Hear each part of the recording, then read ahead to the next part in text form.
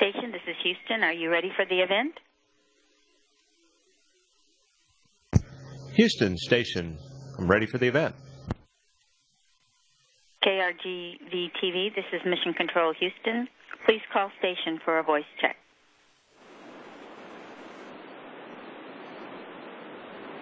Go ahead, Dina. Houston, this is KRGV-TV. I am ready. Do you hear me? KRGV, this is Mike Fossum on the space station. I hear you loud and clear. Good morning, Commander Fossum. It is so good to hear you and see you.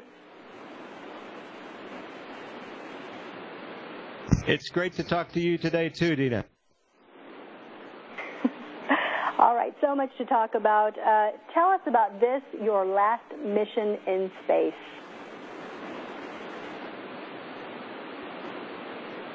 I'd prefer to think of it as my latest mission in space. This one's a really big adventure. You know, I started off, first 2 space shuttle missions, each about 2 weeks in duration, helping build the space station. And now I'm living on the space station for almost 6 months and currently serving as the commander of the International Space Station. It's an awesome responsibility, but it's really a dream come true. What's it been like for you these last 6 months? You know, in a lot of ways, it's learning to adapt to not just visiting space, but to living up here. And there's a lot of adaptation because our bodies were meant, you know, for 1G, for living on the ground, to help keep our bones and our muscles healthy, our cardiovascular system healthy. And all of our habits on how we work and do things depends on your ability to take a tool, set it on the workbench, and it stays there. And here, of course, that's not true, and so you have to adapt. You have to learn how to hold everything down, all the spare parts, all the nuts and bolts, as you're working on things, or they won't just fall to the floor because there's no falling to the floor. They will go in all different directions, and then you'll be chasing them down until they wedge in an air filter someplace. I saw you not too long ago at HESTEC talking to hundreds of students from the Valley, and you showed them some really cool tricks out there. You showed them what it's like to be in zero gravity. Can you show us some of that? Oh, absolutely, absolutely. It was great talking to all the kids at HESTEC. HESTEC's a wonderful program. I've been there to speak to it in person. And it's a great opportunity for people to come in and for them, the children, to be exposed to different parts of science, technology, engineering, mathematics, and see that it really is.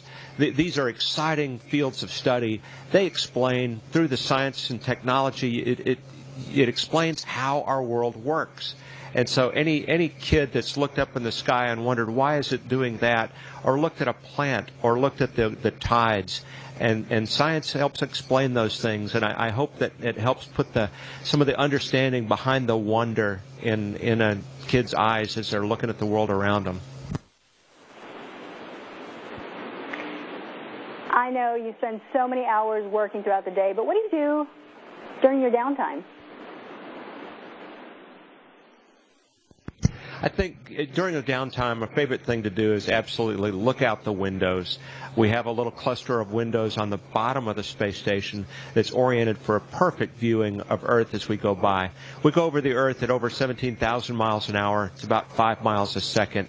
So we go around the whole globe in just 90 minutes. We see a sunrise and a sunset in 90 minutes. And there's always something to see looking out of the windows. The beautiful oceans, the continents with the mountain ranges and the deserts and the rainforests. And then when it's night, you really see where people live, where the cities are located with all of the lights. And it's so fascinating to see the patterns of lights going across the United States and how that changes in different parts of the world because they have different ways of distributing power or using energy. So there's always something fascinating to see out the windows. That's definitely the favorite thing to do. I bet it is an awesome sight. Now, this must be a bittersweet moment for you with the ending of the space program.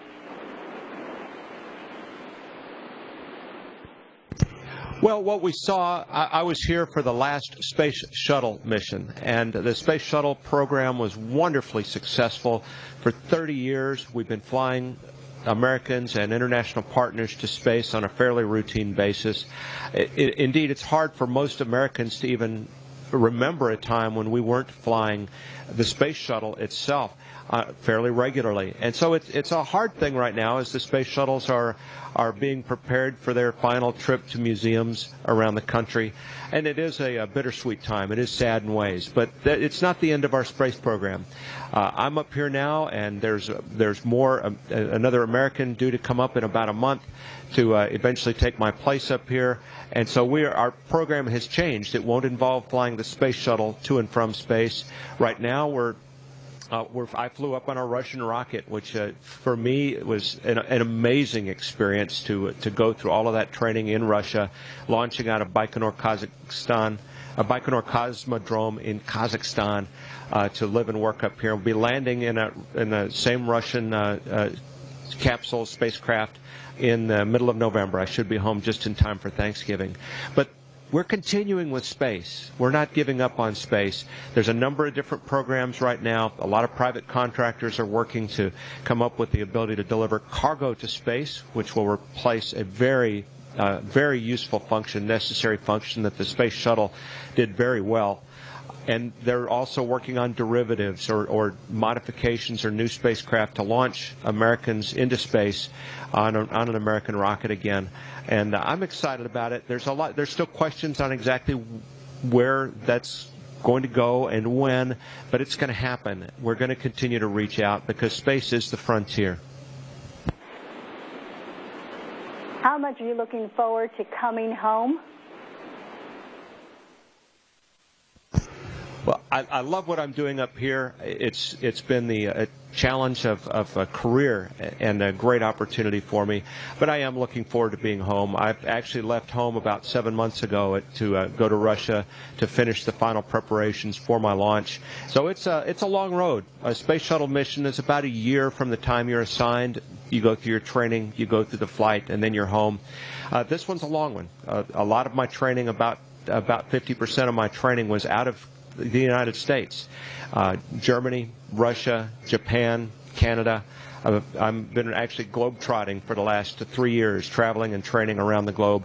So I am looking forward to being at home, staying put for a little while, and enjoying coffee out of a big coffee mug instead of a foil pack with a big sippy straw on it.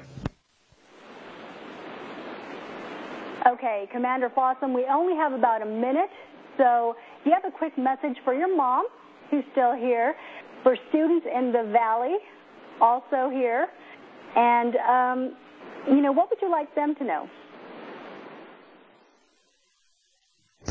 I'd like to say that the Valley is a great place to use for your launch pad to whatever you dream about doing. I grew up in the Valley, and I remember vividly, I was about 12 years old, camping with Boy Scouts on the shores of Falcon Lake, and looking up at the stars way away from the city lights, and feeling like the stars were three-dimensional, that we were really in the middle of them, and of course we really are in the middle of them. And that ignited a dream in me that stayed with me all the way through school and through my professional career after that, dreaming about maybe someday reaching out to those stars and being a little closer to them so I could feel like I'm really touching them and look out at them. That was my dream. But it doesn't matter what their dream might be. Believe it, work at it, let that drive you and push you to be the best that you can be and to move a little bit in the direction that you want to go every day, because there is nothing impossible for any kid from the Valley. All right. Thank you so much, Commander Fossum. We wish you all the best. Thank you very much. Station, this is Houston ACR. That concludes the KRGV-TV portion of the event. Please stand by for a voice check from KVEO-TV. Station, this is KVEO-TV. How do you hear me? KVEO-TV, this is Mike Fossum on the International Space Station. I hear you loud and clear. Commander Fossum, hi from McAllen, where I'm at now. We just wanted to ask you, first off, tell us how the South Texas area shaped you. You know, actually, in a lot of ways, it shaped me for exactly what I'm doing now, because I'm living and working on the International Space Station with an international crew. And growing up in the Valley, you get a sense of what it's like to live in an international environment with a lot of people from different backgrounds. You hear you're used to hearing the different languages around you, and used to listening to them and beginning to learn some of them. It's been critical for me. I wish that our partners spoke Spanish. I'd be in a lot better shape, but it helps me definitely in learning Russian, because I'm used to hearing and communicating in another language and working with people from a different culture and stuff. And so that became part of it. And I think part of it, too, in the Valley, you have a little bit of a frontier mentality down there, and of pushing the boundaries in a lot of different ways. And I think that is certainly true for what we do up here. Now, I know as a child you were highly active in Boy Scouts down here in the Valley. Now, that's an organization that promotes curiosity, ingenuity. How much did that childhood experience push you into becoming an astronaut? I cannot personally say enough about the value of the Boy Scouting program. It changed my life, there's no doubt about it. In addition to what you mentioned, one of the big things that it teaches is self-reliance, learning how to take care of yourself and be comfortable. And we teach that in the arena of the outdoors, but it really applies to all of life. It's about citizenship. It's about first aid. It's about taking care of yourself, taking care of your friends, being ready to respond in an emergency. But really, it's the confidence that comes from knowing I can handle this. And a lot of things that I faced through my education and professional career, I thought back on the days and as a scout when I was tackling a mountain that was impossibly high for me, over 12,000 feet high. For a kid growing up in the Valley, that's an impossible kind of mountain, and I didn't think I'd ever get to the top. But you keep pushing and you help each other along, and you find out you can do amazing things that you didn't dream about. Now, it's a risky job being in space, but I know the information and the science you bring back is tremendous. Can you talk about the risk, in learning this valuable information? There is some risk associated with traveling in space. There's a big risk associated with a launch when you're harnessing, millions of pounds of thrust to push you off the planet and take you from sitting still on a launch pad to 9 minutes later being in orbit. Literally 9 minutes later, you're going over 17,000 miles an hour. And that's one heck of a lot of energy. And there's you're a little concerned that this great big explosion is going on behind you that's shoving you off of the planet. Living up here, there's risks associated with being up here, too. There's radiation risk. There's micrometeorite or orbital debris hitting the space station is one of the risks we train for. There's the technical risks inside, fires, toxic spills. We train. We're always working on those things and to minimize the risk in the design, and then to be ready to respond if we need to. Why? Why do we do all this? It's because it's part of exploration.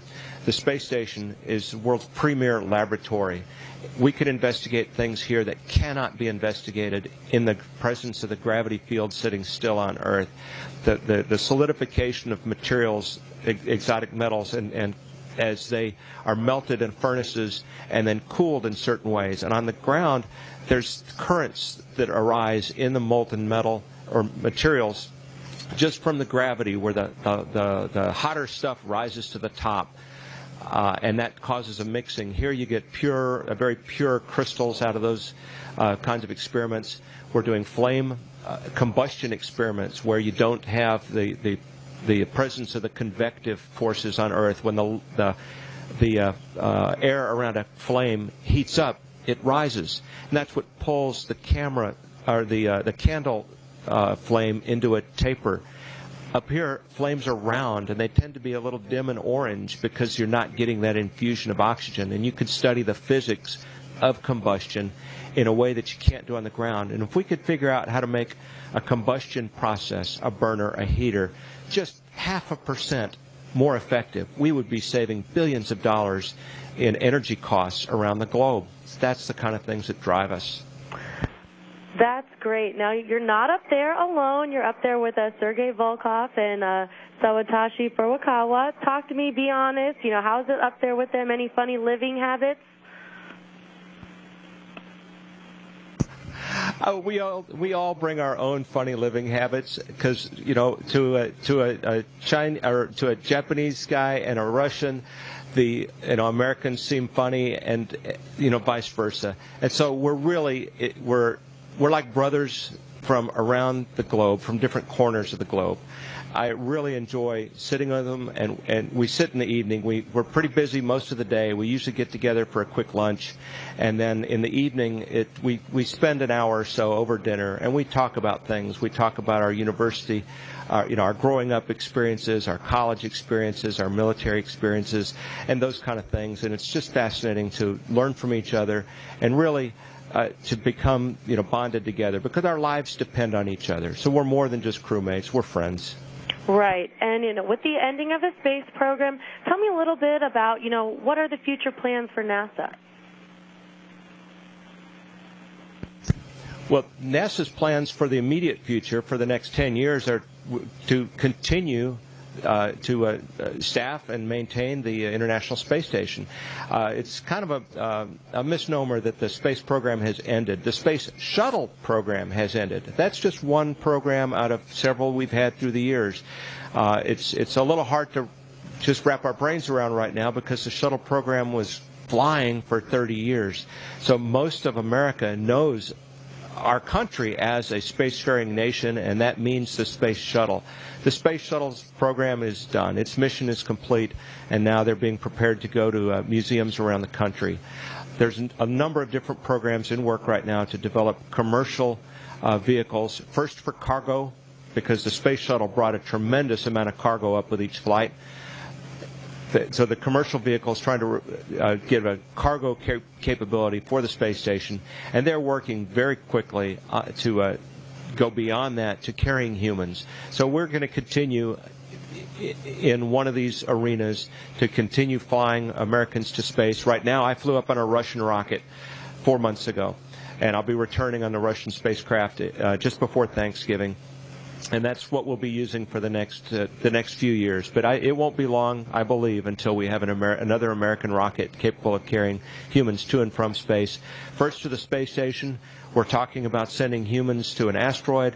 I have no doubt there'll be human footprints back on the moon again and on Mars within our lifetimes, and I can't wait to see it. Well, that's interesting to hear, and I know you, like you said, are coming back on November 22nd. You'll be returning home. What are your thoughts on that? Are you looking forward to it? I am looking forward to being home. I've been gone for 4 months up here and a couple of months before that for final training and preparation in Russia before launching. So I'm definitely looking forward to being home. I've been training in Russia for the last 2 Thanksgivings in a row. So I'm look forward to being home with my whole family at Thanksgiving time. At the same time, this has been an awesome experience. I don't feel like today I'm not ready to go. I have a lot of work yet to do and a lot of things I want to see and accomplish yet up here. But in 6 weeks, when it's time to go home, I'll be ready. You're definitely a man that goes after his dreams. Many times kids start that process, but they don't follow through and continue that pursuit. What advice can you give Valley youth and the young adults here in the Valley about following their dreams? Absolutely. It's critical to believe that your dreams can come true. And they can. I grew up in the early days of the space program watching our steps as we moved toward the moon and remembered the first moon landing. It was a few months after that with Boy Scouts. I was camping at Falcon Lake. I remember this night vividly, out away from most of the lights. It's a very dark part of the valley. And sitting on a hillside out there after the evening campfire and just looking up into the sky until you feel like you're in the middle of the stars. And I really did feel like that. And indeed, the Earth is in the middle of the stars as the Milky Way becomes bright and you can see all these things. And I just dreamed about, what if? Could I really go out there? Could this be possible?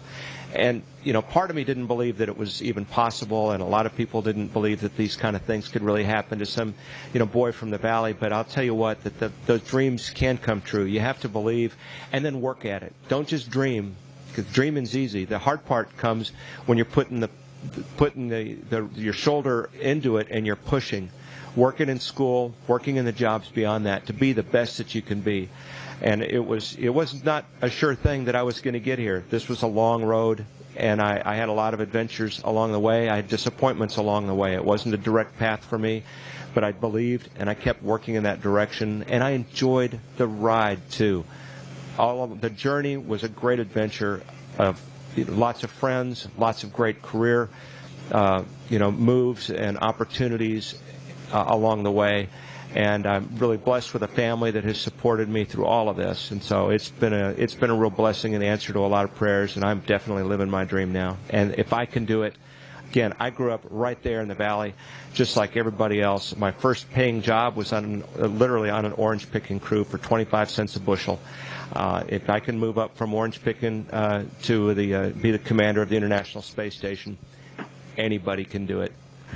Well, Mike, I have to say your story is incredible. I hope you know the Valley supports you. I could see it in the eyes of the teenagers at the HESTEC convention 2 weeks ago. And let's face it, if you can capture the love and interest of teenagers, you can do anything, right? So on that note, thanks again. Good luck and safe travels from KVEO News Center 23. KVEO News Center 23, thanks a bunch. It's been great talking to you today. Station, this is Houston ACR. Thank you. That concludes the event. Thank you, KRGV-TV and KVEO-TV station. We are now resuming operational audio comm.